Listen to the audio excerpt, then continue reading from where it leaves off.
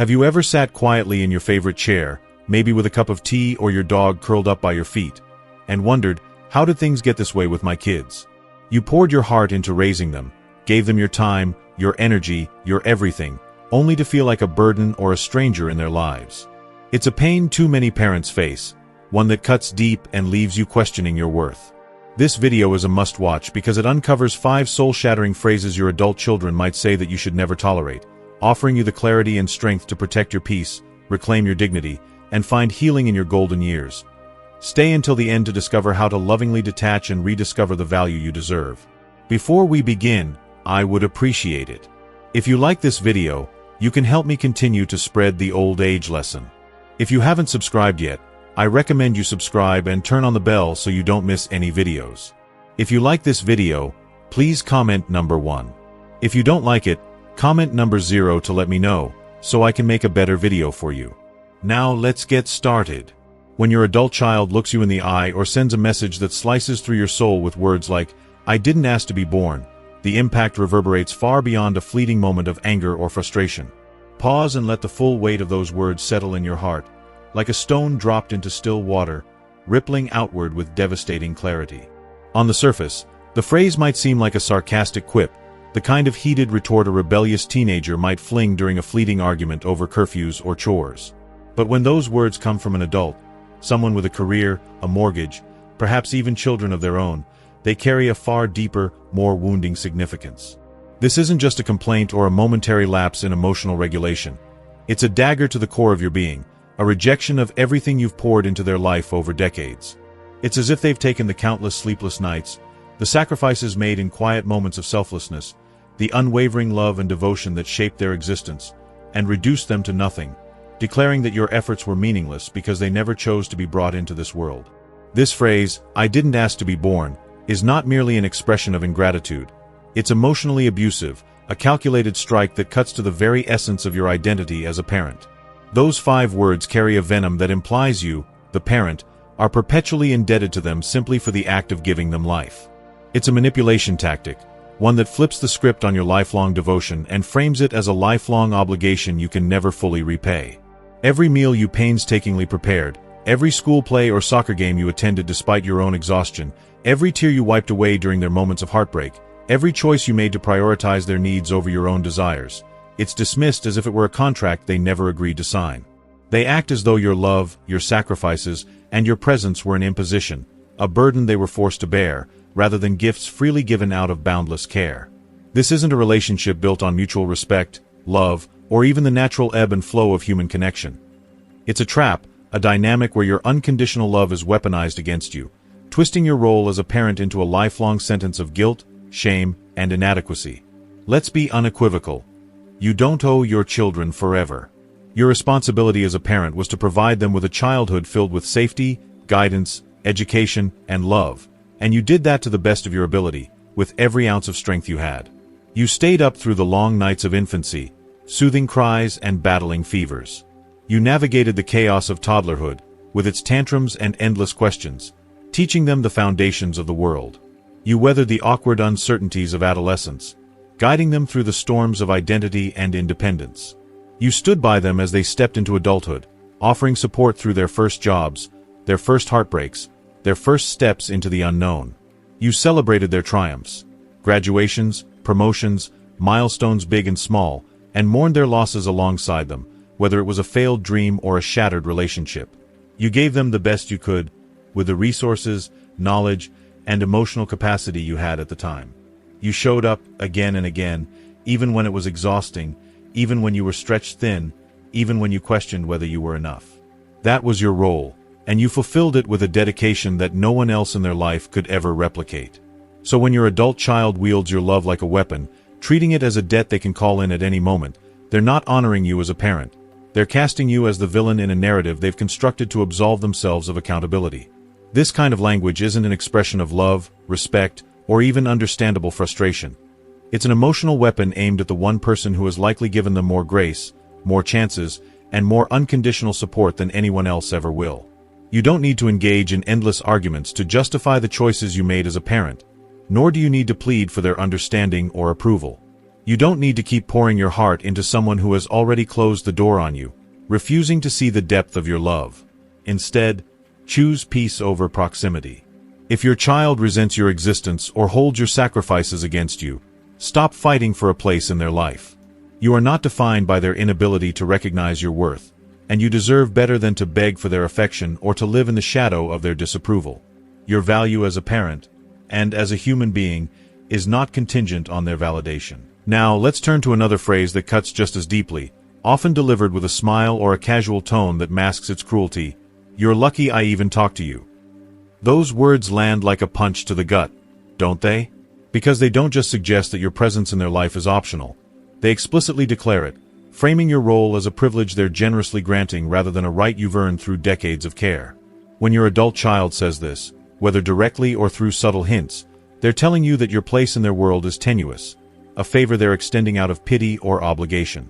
It's as if the years you spent nurturing them, shaping their earliest memories, teaching them how to navigate the world, and providing the foundation for who they are today, are irrelevant, erased by a single sentence.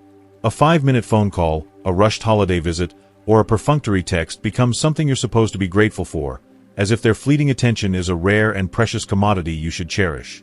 This isn't just disrespectful, it's degrading, a deliberate diminishment of your worth. You gave them life, held their hand through their first fears, and stood by them through every milestone, setback, and triumph. You were there for the scraped knees, the late-night homework sessions, the moments of doubt and insecurity.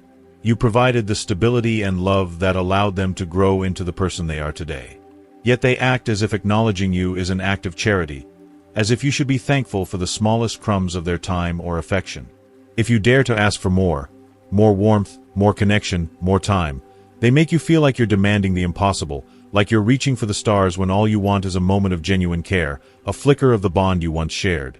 This is subtle emotional control, a way of positioning themselves as the gatekeeper of love while casting you as a supplicant, begging for scraps at their door. It's a power dynamic that strips you of your dignity, making you feel small and unworthy for simply wanting a relationship built on mutual respect and care.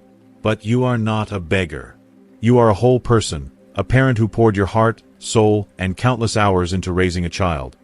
Not a king or queen who owes you eternal allegiance, but a human being who should meet you with kindness, respect, and reciprocity. Relationships, even with your adult children, are a two-way street, built on mutual effort and care. If you find yourself constantly walking on eggshells, tiptoeing around their moods, or fearing their rejection just to maintain a fragile connection, it's time to pause and reflect. What am I truly gaining from this relationship? If the answer is a relentless cycle of stress, shame, and sorrow, that's not a relationship. It's emotional blackmail, a dynamic that erodes your sense of self and leaves you feeling like an afterthought in your own life. You deserve more than sporadic, begrudging affection. You deserve consistency, kindness, and to be treated as a person of inherent value, not as someone who's lucky to be remembered. People say things in anger or frustration. We've all been there, and we've all said things we regret in the heat of the moment. But when these words become a pattern, when your child consistently makes you feel like their love is a prize you must earn or a debt you must repay, it's time to reconsider the kind of connection you're chasing. You're not obligated to accept a relationship that leaves you feeling diminished, no matter how much history you share or how deeply you love them. Your role as a parent was to give them the tools to navigate the world, not to bear the weight of their resentment, indifference, or emotional manipulation for the rest of your life. Protect your peace, honor your worth, and surround yourself with people, whether family, friends, or chosen community, who see you, value you, and meet you with the same love and respect you've always given. You are not defined by your child's inability to recognize your sacrifices, nor are you obligated to chase a relationship that leaves you feeling less than whole. Let go of the guilt, release the need for their approval, and step into a life where your heart is met with the same care you've spent a lifetime giving. You deserve nothing less.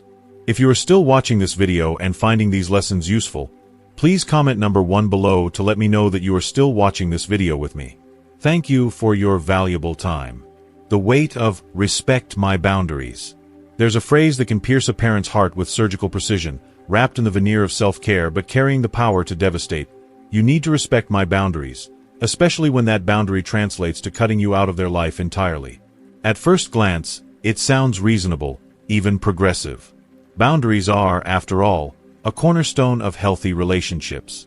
Every individual, your adult child included, has an inalienable right to establish limits, to carve out emotional space, and to prioritize their mental and emotional well-being. No one should be forced to endure interactions that feel draining, toxic, or unsafe, and your child is no exception as they navigate the complexities of their relationship with you. But there's a profound and painful distinction between setting healthy boundaries and erecting impenetrable walls, between practicing self-care and inflicting emotional punishment. When your child declares a boundary that manifests as weeks, months, or even years of silence, ignoring your calls, dismissing your texts, or shutting you out without so much as a word of explanation, it ceases to be a boundary in the true sense. It becomes abandonment, cloaked in the fashionable jargon of self-help culture. It's entirely valid for your child to need space, particularly if there's been conflict, misunderstanding, or unresolved pain from the past. Relationships, especially between parents and adult children, are rarely free of tension. Disagreements arise over values, life choices, or old wounds, and sometimes a period of distance can serve as a necessary pause, allowing both sides to reflect, heal, and gain perspective. But when boundaries become a tool to isolate you, to punish you for expressing your feelings, or to control the relationship by withholding communication entirely, that's not self-protection. It's emotional manipulation dressed up as empowerment. This dynamic is particularly agonizing because of how convincing it can sound, not only to your child but to the world around them. They may enlist a chorus of supporters, friends, partners, or even therapists, to validate their stance, framing their actions with phrases like, "I'm protecting my peace," or "I'm going no contact for my mental health." These statements resonate deeply in a culture that celebrates personal autonomy and self-care, and they can sound like unassailable truths. But for you, the parent left in the wake of their decision, it feels like a betrayal of the bond you've spent decades nurturing. You're left standing in the ruins of your relationship, replaying every moment of their childhood, the sleepless nights, the sacrifices, the moments of pride and worry, searching for the misstep that led to this chasm. You question your worth as a parent, your value as a person, as the silence stretches on, each unanswered call a fresh wound. The phone sits silent, a cruel reminder of the connection that once was, and you're left wondering, who's protecting your peace? Who's advocating for your mental health as you grapple with the ache of a relationship that feels irreparably fractured? The truth is, boundaries are meant to foster mutual respect and understanding, not to weaponize distance or silence. They're designed to create a framework where both parties can thrive, communicate openly, and honor each other's needs, not to cast one as the villain for simply wanting to stay connected. If your child's boundary is a one-way street that leaves you feeling like an intruder in their life, you're allowed to push back, not with anger or desperation, but with clarity and self-respect. You're allowed to say, "I love you, but I won't be treated as an enemy for wanting a relationship." Boundaries are a two-way street, and you have every right to set your own, to protect your heart from the relentless sting of rejection, the weight of prolonged silence, or the exhaustion of chasing a connection that's met with indifference. If your child needs space, honor it as best you can, but don't let them guilt you into believing the distance is entirely your fault. Sometimes, the healthiest choice you can make is to step back yourself, not out of spite, but out of a commitment to your own well-being. Stepping back doesn't mean abandoning your love for them. It means recognizing that you can't pour endlessly into a relationship that leaves you depleted. It's an opportunity to rediscover who you are beyond the role of parent, to reconnect with the parts of yourself that may have been overshadowed by years of caregiving. Perhaps it's time to nurture old passions, painting, gardening, writing, or to forge new connections with people who value your presence. It's a chance to reclaim your sense of self-worth, not as defined by your child's approval, but by your own intrinsic value as a person who has lived, loved, and persevered through life's challenges. The sting of, "You're too sensitive." There's another moment that cuts to the core, one that countless parents know all too well. The moment you muster the courage to express your hurt, to share how your child's words or actions have wounded you, only to be met with a dismissive retort, "You're too sensitive." It might seem like a small, offhand comment, but when it comes from your own child, especially in the midst of a vulnerable, heart-on-the-table conversation, it lands like a slap across the face. It's not just dismissive, it's deeply invalidating, a rejection of your right to feel pain. You're not being too sensitive for experiencing hurt. You're being human. You're reaching out, risking vulnerability in an effort to bridge a gap, to preserve a relationship that means everything to you, only to be labeled as overly emotional, as if your feelings are a flaw rather than a natural response to their behavior. This phrase is more than a casual deflection. It's a subtle and insidious form of manipulation. By calling you too sensitive, your child shifts the focus from their actions to your reaction, effectively sidestepping accountability for the impact of their words or behavior. Suddenly, the conversation isn't about the hurt they caused, perhaps a harsh comment, a pattern of neglect, or a refusal to engage. It's about your supposed weakness, your overreaction, your failure to handle their behavior with stoic detachment. This tactic can leave you second-guessing your own emotions, wondering if your pain is somehow illegitimate, if you're truly overreacting, or if your feelings are a burden rather than a valid expression of your experience. But let's be clear, your hurt is real, and it's not a defect. It's a testament to your investment in the relationship, your willingness to engage authentically, and your courage to show up even when it's painful. There's no age limit on dignity, no expiration date on your right to be treated with respect. Whether you're 60, 75, or 90, you've earned the right to say, "That hurt me," without being shamed, belittled, or dismissed. You've navigated decades of life's challenges. Grief, triumphs, financial struggles, sleepless nights worrying about your child's safety and future, and your emotions are a reflection of that hard-won wisdom, not a sign of fragility. You've celebrated their victories, mourned their losses, and carried their pain alongside your own. Your feelings are not a liability. They're a testament to your humanity, your capacity to love deeply, and your courage to remain open in the face of rejection. People who truly care about you don't roll their eyes or brush off your feelings with a flippant remark. They lean in, they listen, they sit with you in the discomfort because your presence matters to them. Love doesn't diminish or trivialize. It seeks to understand, to empathize, to build bridges rather than walls. If your child responds to your vulnerability with, "You're too sensitive," recognize it for what it is, a sign that they're not ready to take responsibility for their role in your pain. It's not a reflection of your worth or the validity of your emotions. It's a reflection of their inability or unwillingness to engage with your truth. The next time you hear this phrase, pause and take a deep breath. You don't need to argue, plead, or justify your feelings to someone who's already decided not to hear you. Instead, protect your heart by setting your own boundaries. You might say, "I'm expressing how I feel because this relationship matters to me. If you're not ready to hear that, I'll give you space, but I won't let my feelings be dismissed." This isn't about escalating conflict. It's about honoring your own dignity. Your emotions are not a weakness. They're a testament to your strength, your willingness to show up authentically, and your enduring love for your child, even in the face of rejection. If you are still watching this video and finding these lessons useful, please comment number 2 below to let me know that you are still watching this video with me. Thank you for your valuable time. The cruelty of, "You've had your life." Then there's a fifth phrase, one that carries a particularly vicious sting, delivered with a veneer of logic that masks its emotional devastation. "You've had your life, now let me live mine." On the surface, it seems reasonable, even fair. Your child is an adult, entitled to their independence, their own choices, their own path. As a parent, you've always wanted them to thrive, to forge their own way, to build a life that reflects their dreams and values, just as you did in your own time. But beneath the surface, this phrase carries a dismissal so profound it can unravel your sense of self, shaking the very foundation of your identity as a parent. It implies that your time is over, that your role has expired, that your love, wisdom, and presence are no longer relevant. It's as if your life's purpose was confined to their childhood, and now that they're grown, you're expected to fade into the background, grateful for whatever fleeting scraps of connection they choose to offer. This phrase cuts deeply because it reduces your love to a transaction, as if your decades of parenting, sleepless nights rocking them to sleep, financial sacrifices to pay for school or extracurriculars, emotional support through their heartbreaks and triumphs, were merely a job you've now retired from. It dismisses the countless moments you poured your heart into their well-being, the late-night drives to pick them up from parties, the quiet tears you shed when they faced struggles, the pride that swelled in your chest at their smallest victories. Love doesn't have a finish line, and respect doesn't vanish when someone turns 18, 30, or 50. Adulthood should deepen the bond between parent and child, fostering a relationship built on mutual gratitude, understanding, and appreciation for the shared journey. Your child's independence is a testament to the foundation you helped them build, not a signal that your value has diminished.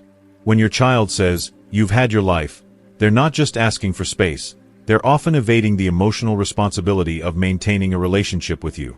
It's a way to justify their distance without guilt, to frame their withdrawal as a natural part of growing up rather than a deliberate choice to prioritize their needs over yours. But you are not a chapter they've closed, a relic of their past to be shelved and forgotten. You are a living, breathing person with experiences, wisdom, and love that still matter. Your story hasn't ended just because they've chosen to write you out of theirs. Your presence isn't an intrusion. Your desire for connection isn't a burden. If they can't see your ongoing relevance, if they treat your love as an obligation they've outgrown, you don't need to keep chasing their approval. You can love them from afar, wish them well, and still protect your own peace. You're not obsolete. You're not a footnote in their story. You're still here, still growing, still valuable. Your role as a parent evolves, but it doesn't end. And part of that evolution is learning to prioritize your own well-being when the relationship becomes one-sided. This might mean redirecting your energy toward pursuits that bring you joy, volunteering, traveling, reconnecting with old friends, or simply embracing the quiet moments of self-reflection that remind you of your strength. It's about recognizing that your worth isn't tied to their gratitude or their willingness to include you in their life. It's about embracing your own journey, with all its richness and complexity, and refusing to let their choices define your value. The hard truth and a path forward. This is perhaps the hardest truth for parents to face. Love doesn't guarantee gratitude, and doing your best doesn't always result in a child who honors you. Despite your sacrifices, years of putting their needs above your own, celebrating their successes, and carrying their pain alongside your own, your child may grow into an adult who chooses distance, coldness, or even disrespect. That reality can feel like a betrayal, a rejection of everything you poured into them. The sleepless nights, the financial struggles, the emotional labor of guiding them through life's challenges, all of it can feel erased when met with silence or dismissal. But their choices are not a reflection of your parenting or your worth. They are a reflection of their path, their struggles, their decisions. You cannot control how they treat you, but you can control how you respond. Aging brings a clarity that youth often obscures. In your 60s, 70s, or beyond, you become acutely aware of the preciousness of time, the fragility of your energy, and the importance of surrounding yourself with people who uplift rather than diminish you. You realize you don't have the years to keep chasing those who make you feel small, even if those people are your own children. Society often romanticizes family, insisting that blood ties are unbreakable, that a parent's love must endure any cost. But what if the cost is your peace? What if the cost is your dignity? What if the cost is your sense of self, eroded by years of rejection or indifference? You are not obligated to accept emotional abuse simply because it comes from your child. You are not a doormat, a punching bag, or a repository for their unresolved pain. You are a person with a heart that deserves to be cherished, not trampled. If your child's words or actions consistently leave you feeling unworthy, it's okay to set your own boundaries. It's okay to say, "I love you, but I won't beg to be loved in return." It's okay to choose yourself, not out of anger or resentment, but out of self-respect and a commitment to your own well-being. If you are still watching this video and finding these lessons useful, please comment number 3 below to let me know that you are still watching this video with me. Thank you for your valuable time. Choosing yourself doesn't mean cutting them off entirely, though for some parents, that may be the healthiest path after prolonged pain. It means reclaiming your emotional space, refusing to let their moods or choices dictate your sense of worth. It means redirecting your energy toward the people, places, and pursuits that bring you joy and remind you of your value. Perhaps that's deepening friendships that have sustained you through the years, exploring new hobbies that spark curiosity, painting, hiking, writing, or joining a community that celebrates your presence. Maybe it's as simple as savoring a quiet morning with a cup of coffee, rediscovering the beauty of your own company. Your story doesn't end because your child has chosen to distance themselves. It evolves, and it's yours to shape. If your heart is heavy, know that you're not alone. Countless parents have given everything, time, love, resources, only to be met with silence, sarcasm, or rejection. The pain of that disconnection is real, and it's okay to grieve the relationship you hoped for. Allow yourself to feel the weight of that loss, to mourn the vision of a close, loving bond that hasn't materialized. But don't let that grief define you. Your worth isn't defined by their gratitude, the frequency of their calls, or whether they acknowledge your sacrifices. You are enough, not because of what you did for them, but because of who you are, a person who has loved fiercely, endured challenges, and grown through it all. So take a deep breath. Release the guilt that was never yours to carry. Let go of the role that's become a cage, confining you to a cycle of rejection and self-doubt. Start walking, slowly and gently, toward a life that honors your heart. Seek out the people who see your light, friends who laugh with you, communities that embrace you, strangers who remind you of your shared humanity. Find the places that feel like home, whether it's a favorite park, a cozy bookstore, or the quiet of your own living room. Embrace the moments that remind you of your strength, the sunrise that greets you each morning, the small victories of a day well lived. Your peace is not selfish, it's sacred. These years, these moments, are yours to claim. Do so with grace, with courage, and with the quiet power of knowing you've always been enough. As we wrap up this heartfelt conversation, I want to pause and ask you, what have you learned so far from this video? Maybe it's recognizing the importance of protecting your peace, setting boundaries with grace, or realizing that your worth isn't defined by how others, even your own children, treat you. Take a moment to reflect, and please share in the comments below one thing you've learned today that you'll bring into practice in your life. Your story matters, and your voice deserves to be heard. If you like this video, please leave your comment below, and don't forget to like, share, and subscribe to our YouTube channel for more empowering conversations like this. Here's to your dignity, your healing, and your journey toward peace. Until next time, live boldly and love wisely.